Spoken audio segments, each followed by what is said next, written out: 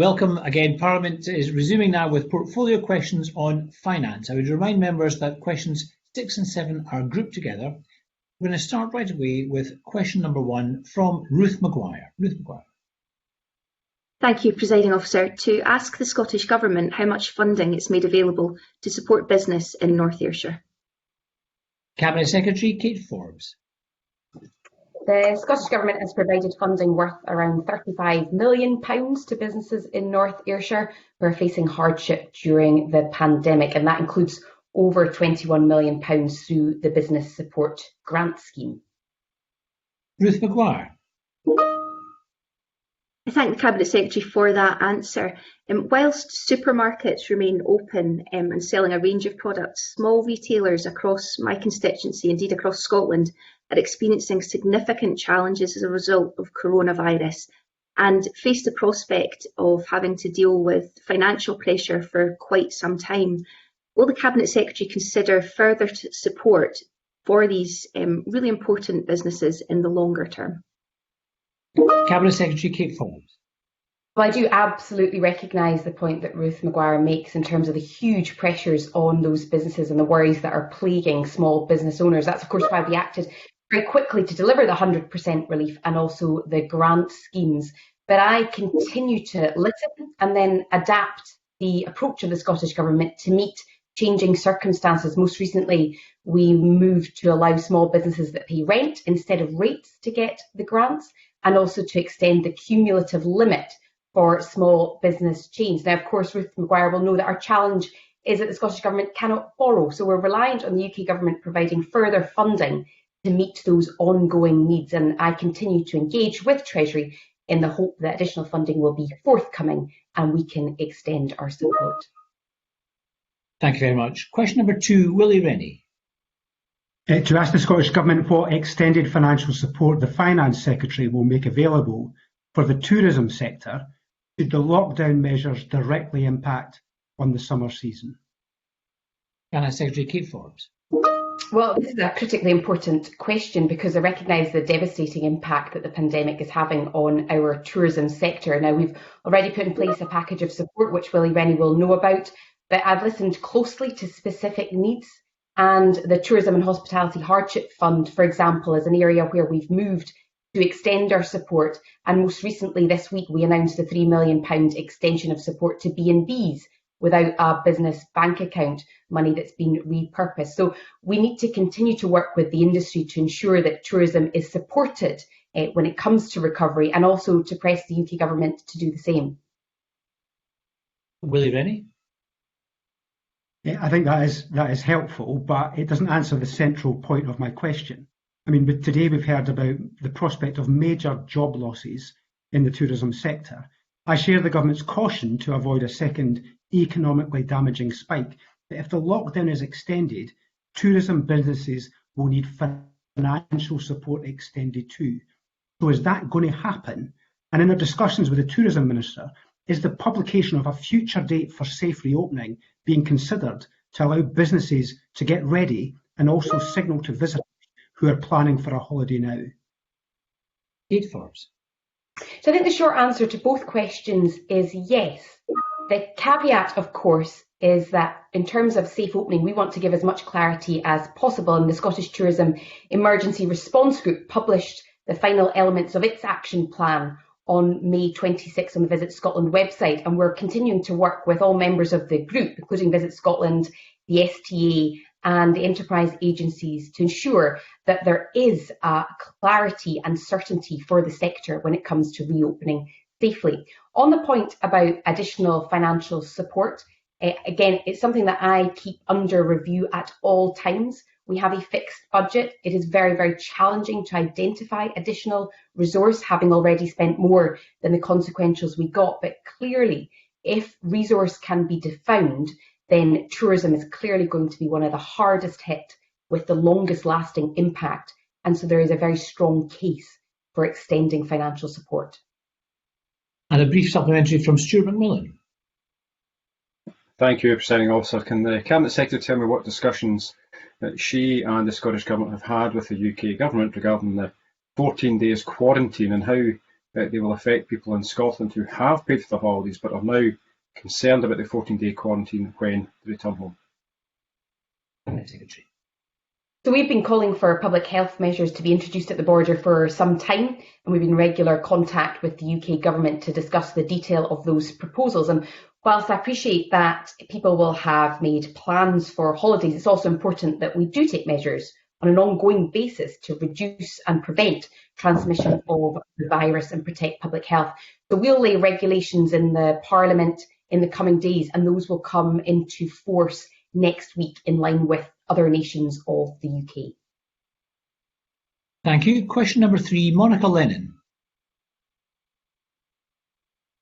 Thank you, Presiding Officer. To ask the Scottish Government what specific funding the Finance Secretary is providing to ensure that dental practices remain viable during the COVID-19 pandemic and are able to meet any increase in demand when the outbreak is over. Kate Forbes.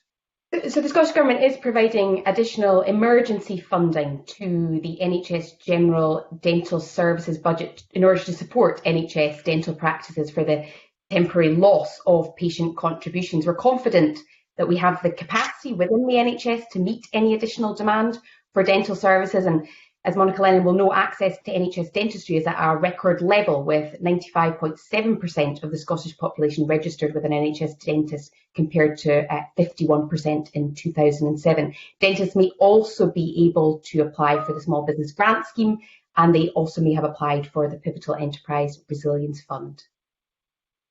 Monica Lennon. I thank the Cabinet Secretary for her response.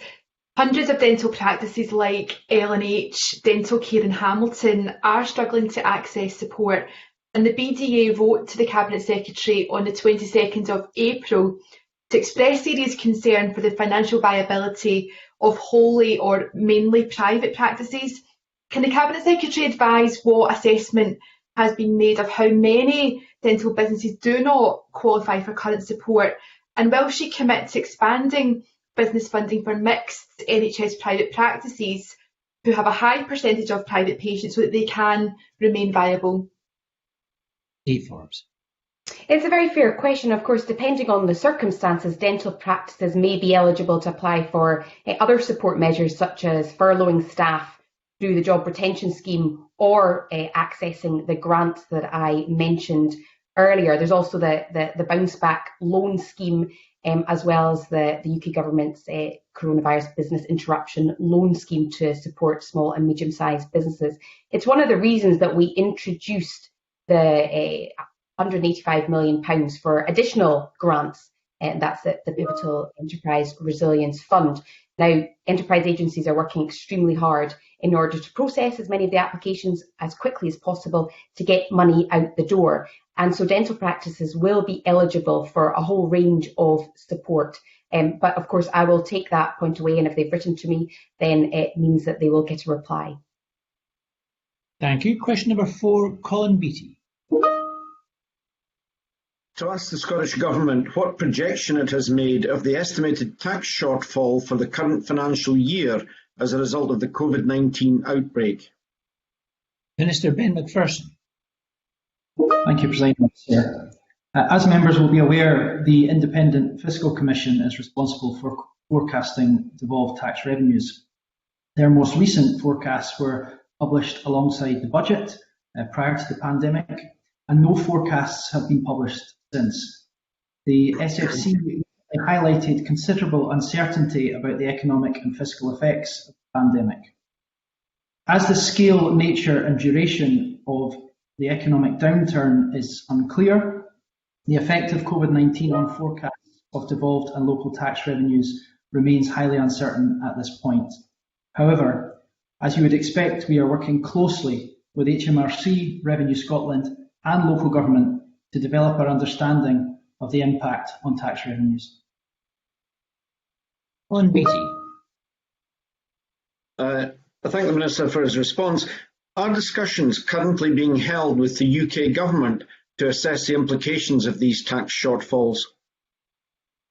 Yes, of course we have and will continue to press the UK Government to coordinate timely and targeted measures to support the key sectors in Scotland negatively impacted by the lockdown and to mitigate the impact on our tax revenues. The Cabinet Secretary for Finance has also made the case very clearly to the Chief Secretary to the Treasury that Scotland's public finances should not face undue risks on account of any differential impact of COVID-19 via the fiscal framework, and that the UK Government needs to consider solutions to avoid this. Big supplementary from Jackie Bailey. Thank you, Presiding Officer. What estimates has the Minister made of the loss of income, in particular from land and building transaction tax, because of course that needs to be accounted for in this financial year? And given that reserves amount to £164 million, will that be sufficient?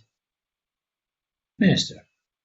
Thank you, Jackie Bailey, for your question. As I refer to my answer to the initial question from Colin Beattie, but also the highlight that the Scottish Fiscal Commission will provide a forecast for LBTT at the appropriate time. Ms Bailey may be aware that Revenue Scotland statistics show that total LBTT receipts fell by 31.8 million, 68% between April 2019 and 2020 in cash terms, as impacted by the pandemic. And we will look forward to the forecasts on LBTT from the SFC in due course and seek to have a dialogue with Ms Bailey in more detail at that point. Thank you very much. Question number 5, Finlay Carson.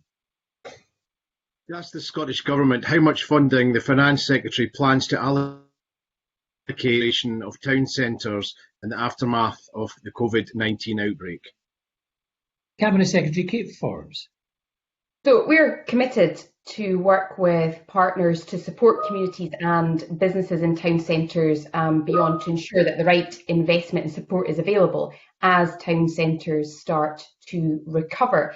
The budget revision, which I published on the 27th of May, confirmed that overall spending to counter the pandemic had reached just over £4 billion, and our budget spending plans to support regeneration initiatives are £47.4 million, and that includes support for town centres. So in short, our capital spending review and infrastructure investment plan, which will be published later this year, will help us also to respond to the challenges of COVID-19 and prepare for the economic recovery that will be very important to all of us. Finlay Carson.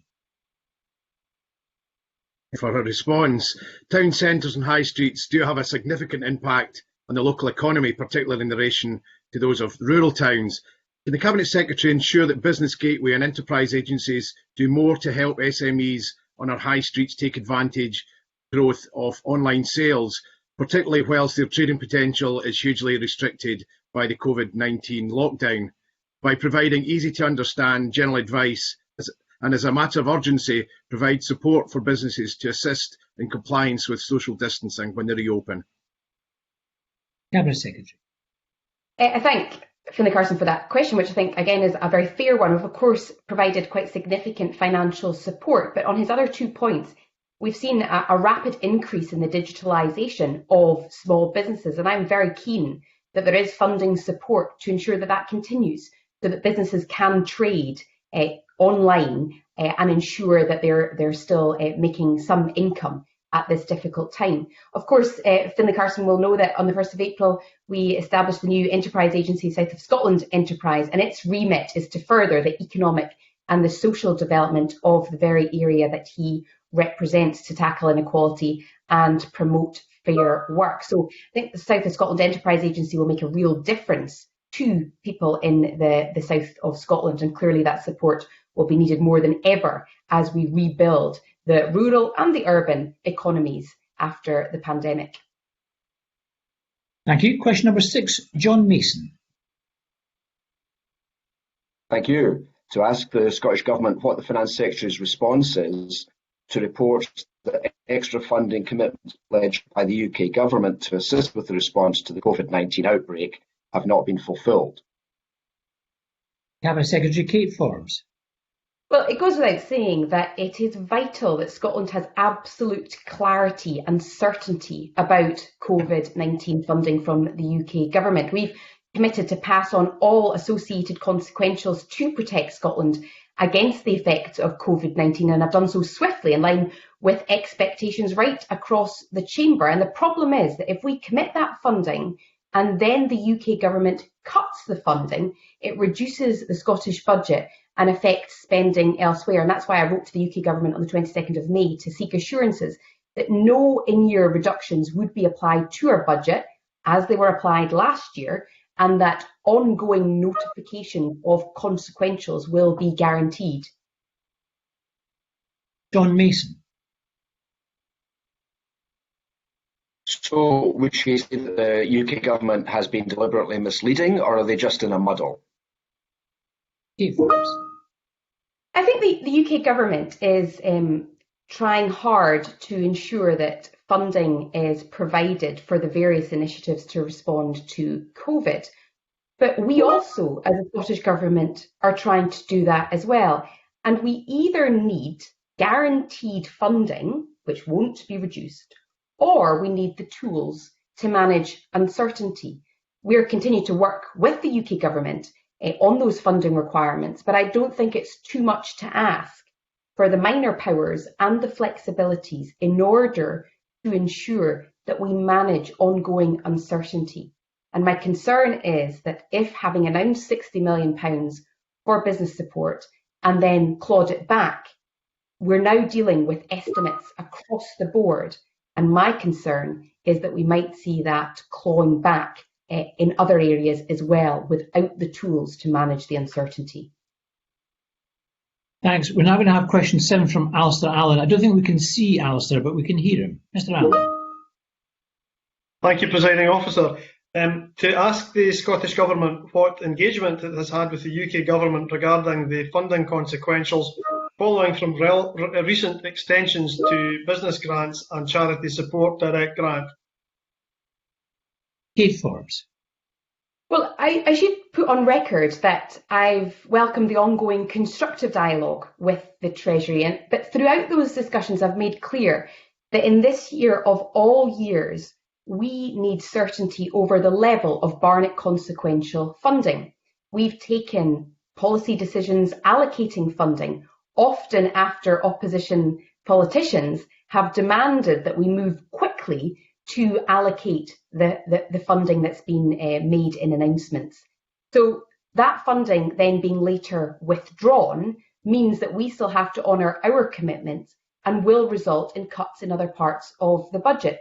So I will continue to make the case that it is vital in this year of all years that we have more certainty over Barnett consequentials that are provided, and that Treasury moves further than just giving us estimates. Alistair Allen. I thank the Cabinet Secretary for that response. Does the Cabinet Secretary agree, given what she's just said, and indeed what she said in response to the previous question about needing the tools to manage uncertainty, that the case continues to be made for the devolution of greater financial powers to the Scottish Parliament to cope with these questions? Kate Forbes.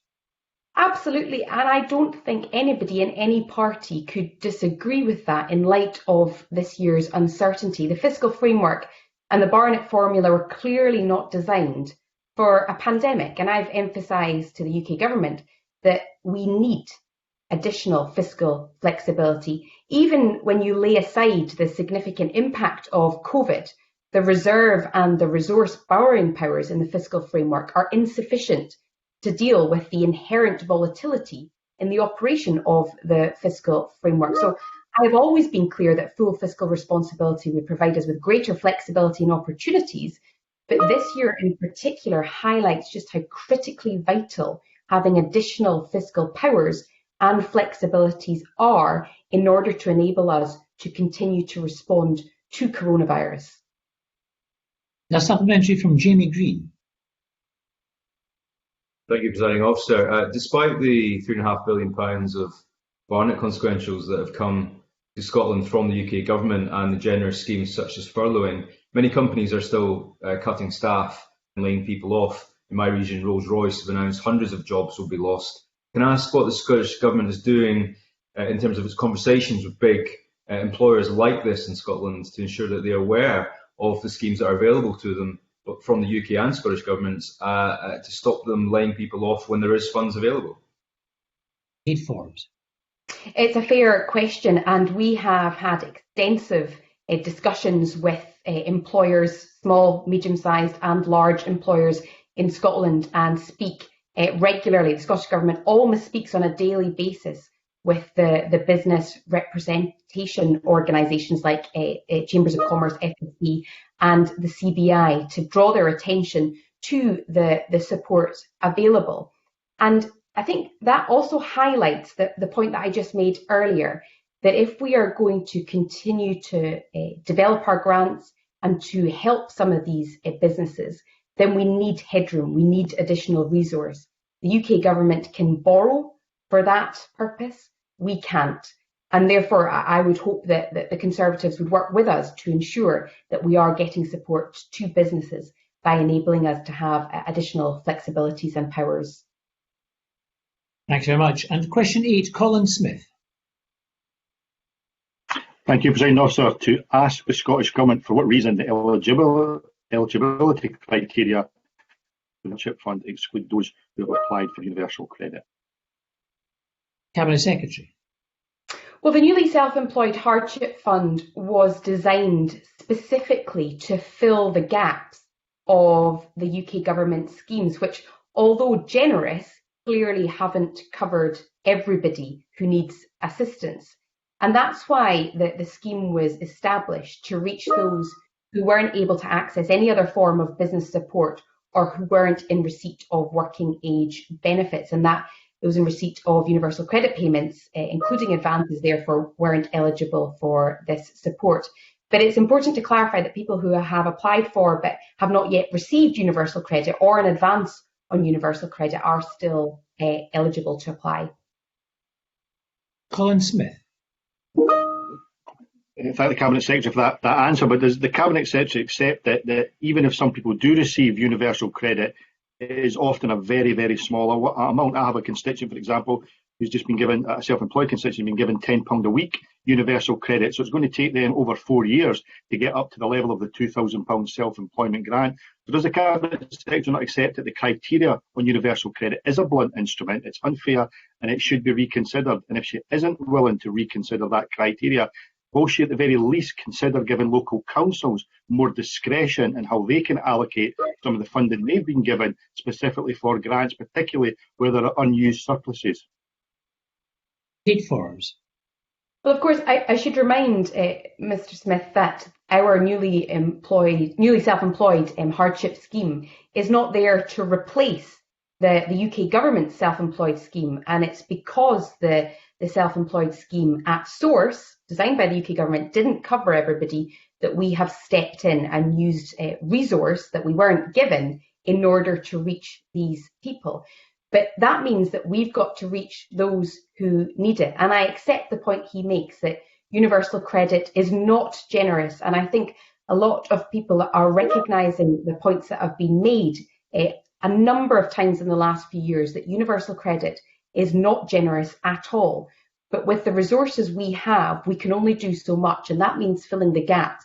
And that means looking for the people who have not had support to date. And we've got a couple of supplementaries in this. James Dornan, and if there's time, John Mason. James Dornan first. The newly self-employed hardship fund has been a lifeline for many of my constituents in Glasgow Cathcart, and I do thank the Scottish Government for stepping in to fill the gap in the UK Government's support package.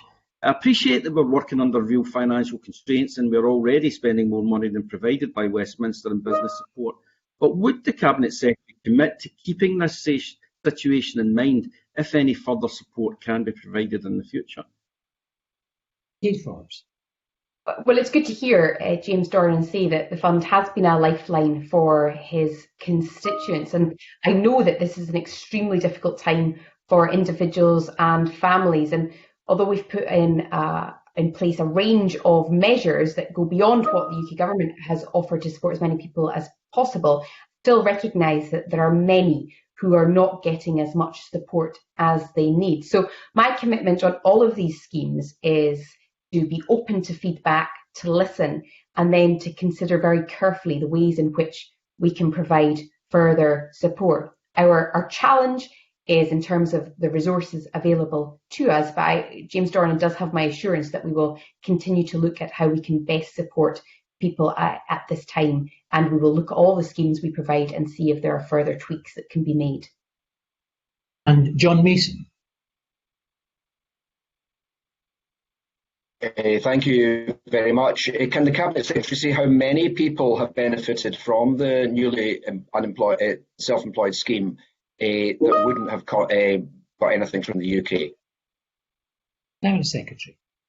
So under the newly self-employed hardship fund, we've already supported 4,160 self-employed people across all 32 local authorities with that much needed support that they wouldn't have got through the UK government's self-employed scheme. Thank you very much, Cabinet Secretary, and Minister and all our colleagues. That concludes this portfolio session. We're going to suspend for a few minutes and then we'll resume with environment, climate change and land reform. Parliament is... Thank you.